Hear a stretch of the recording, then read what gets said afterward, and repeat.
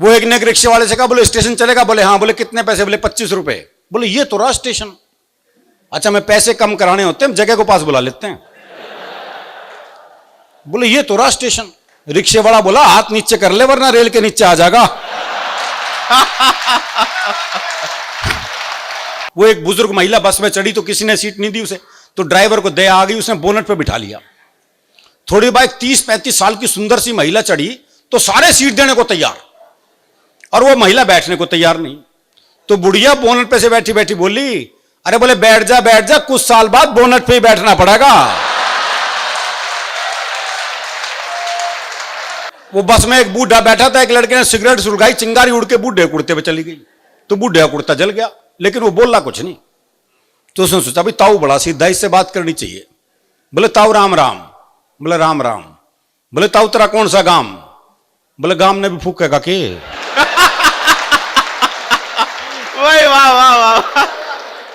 वो एक लड़के ने एक लड़की से कहा, बोले मैं तेरे से ब्याह करना चाहता हूं। तो लड़की बोली ये पुराना तरीका है, किसी नए ढंग से प्रपोज कर। तो लड़का बोला ऐसा है, तू मेरे छोरे से अपनी चिता में आग लगवाना पसंद करेगी? वो एक लड़के ने एक लड़की से कह दिया आई लव यू। लड़की ने मारा खींच के थप्पड़। बोले फिर से कहिए। बोले जब सुना ही नहीं था तो मारा क्यों? वो अभी मुझे एक मेरा दोस्त मिला जी, दोनों होठ बुरी तरह जले हुए उसके। मैंने कहा होठ कैसे जल गए? बोले पत्नी मायके जा रही थी, स्टेशन छोड़ने गया था, मारे खुशी के इंजन चूम लिया। वो एक का नया नया ब्याह हुआ तो दूल्हा दुल्हन को छत पे भेज दिया। मां उसे देखा, लुगाई बड़ी सुथरी। मैं ब्याह के बाद ही देख सकता है जी हमारे यहां तो। क्या बोले लड्डू खावेगी? देखो ये प्रैक्टिकल बात, अगला कोई चांद तारों की बात नहीं कर रहा, जो ला सकता वही पूछ रहा है। भाई उसे पता है ब्याह का घर है, हां बढ़ती नीचे जाके ले आऊंगा। लड्डू खावेगी बर्फी ला दूं, इमरती खावेगी जलेबी ला दूं। भाई ने सुबह के 4 बजा दिए इस चक्कर में। तो नीचे से बूढ़ा बोल पड़ा, बोला इस कढ़ाई ने उतार दे, खेत पे जाने का टाइम हो गया।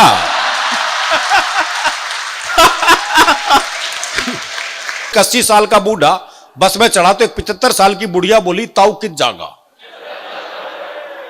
अब बूढ़े के तो काटो खून नहीं जी।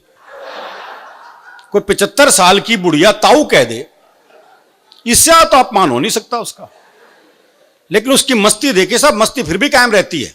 बुढ़िया बोली ताऊ कित जागा, तो बूढ़ा बोला बेटी तेरी खातिर छोरा देखने जा रहा हूं। वो बाप ने बेटे से पूछा भी तेरा रिजल्ट क्या रहा?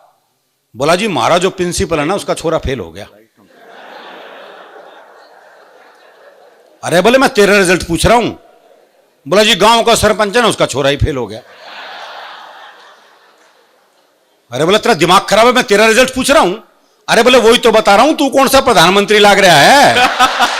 वो मेरे पड़ोस में रहते रामकिशन जी, उनके बेटे का रिजल्ट आना था। बाप ने कहा अगर फेल हो गया ना तो मुझे बापू मत कह दियो बस। दोपहर में बेटा रिजल्ट लेके वापिस आया तो बाप ने पूछा भाई रिजल्ट क्या रहा?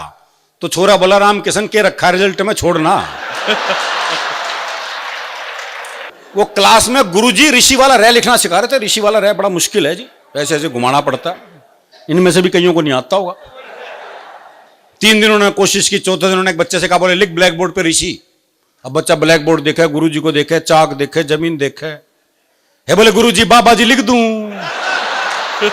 ऐसी है जी। वो एक बेटा रात को 9 से 12 पिक्चर देखने जा रहा था, तो बाप ने कहा अगर जागता हुआ हूं तो दरवाजा खोल दूंगा, लेकिन अगर सोते को जगा दिया तो फिर नहीं खोल लूं। अब वो रात को 1 बजे लड़का वापिस आया तो बोले कैसे पता लगा बापू सोवा है जाग है? तो अगले ने चौकीदार की आवाज बनाई, बोले राम प्रसाद सोवा है जाग है? बोले जागू हूं। बोले जाग गया तो खोल दे। मैं सही बता रहा हूं। वो एक पहुंचा एक के पास, बोले यार तेरे पास 20 भैंसे, एक मुझे बेच दे। बोले ले जा। बोले कौन सी वाली? वो ले जा। बोले कितना दूध देती है?